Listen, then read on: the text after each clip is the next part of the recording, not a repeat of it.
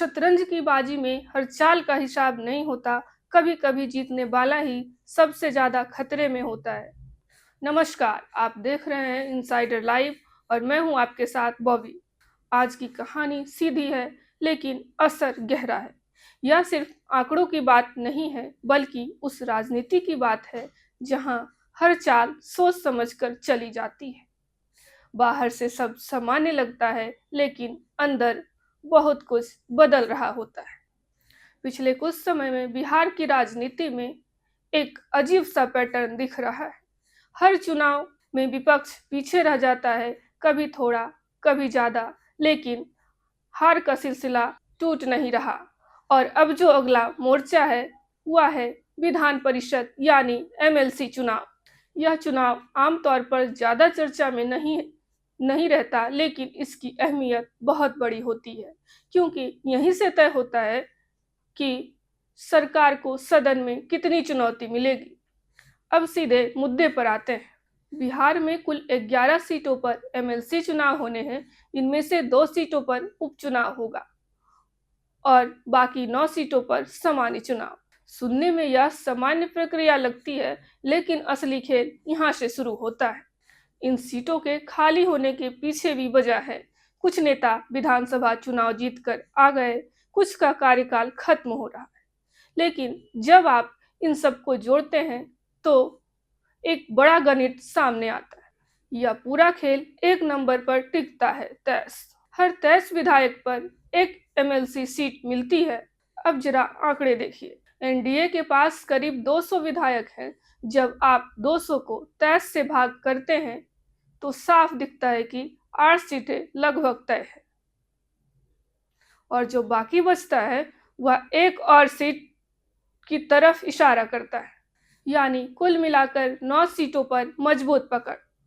अब दूसरी तरफ महागठबंधन है। उनके पास लगभग 35 विधायक हैं। अगर सहयोगियों को जोड़ भी दें तो संख्या करीब 41 तक पहुंचती है। अब 41 को 23 से भाग देंगे तो मुश्किल से एक सीट मिलती है, यानी सीधा मतलब जहां 3 सीटें खाली हो रही हैं वहां एक ही सीट वापस मिलने की संभावना। यहीं से असली समस्या शुरू होती है। यह सिर्फ एक चुनाव की बात नहीं है, यह लगातार हो रही हार की कहानी है। राज्यसभा में झटका लगा, लोकसभा में झटका लगा, विधानसभा में झटका लगा और अब परिषद में भी वही स्थिति बनती दिख रही है। अब सवाल उठता है कि क्या यह सिर्फ गणित है? नहीं, यह पूरी तरह से रणनीति और मनोविज्ञान का खेल है। बार बार एक ही चीज दिख रही है, विपक्ष अपनी ही बनाई रणनीति में उलझ जाता है। आखिरी समय पर एकजुटता टूट जाती है, भरोसा डगमगा जाता है और वहीं से खेल पलट जाता है। दूसरी तरफ एनडीए है। वहां भी सब कुछ बिल्कुल आसान नहीं है। सीटों को लेकर खींचतान है, सहयोगी दल अपनी हिस्सेदारी चाहते हैं, दबाव भी है। लेकिन फर्क यह है कि वहां चीजें टूटती नहीं है, संभाल ली जाती है। यही अंतर बड़ा हो जाता है। अब इस पूरे घटनाक्रम का असर किस पर सबसे ज्यादा पड़ेगा? सीधे तौर पर तेजस्वी यादव पर, क्योंकि वह इस समय विपक्ष का चेहरा है।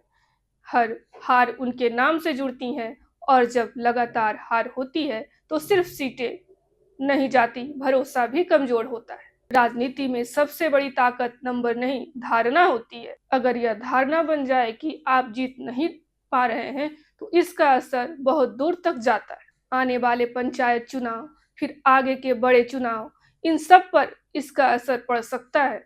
अब एक और पहलू समझिए। परिषद में कुल 75 सदस्य होते हैं।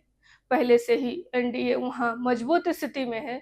अगर इस चुनाव के बाद उनकी संख्या और बढ़ती है तो विपक्ष की ताकत और घट जाएगी। मतलब साफ है, सरकार के फैसलों को रोकना और मुश्किल हो जाएगा। और जब विपक्ष कमजोर होता है तो लोकतंत्र का संतुलन भी प्रभावित होता है। अब सबसे बड़ा सवाल यही है, क्या विपक्ष इस बार कुछ अलग करेगा? क्या वह अपनी गलतियों से सीखेगा?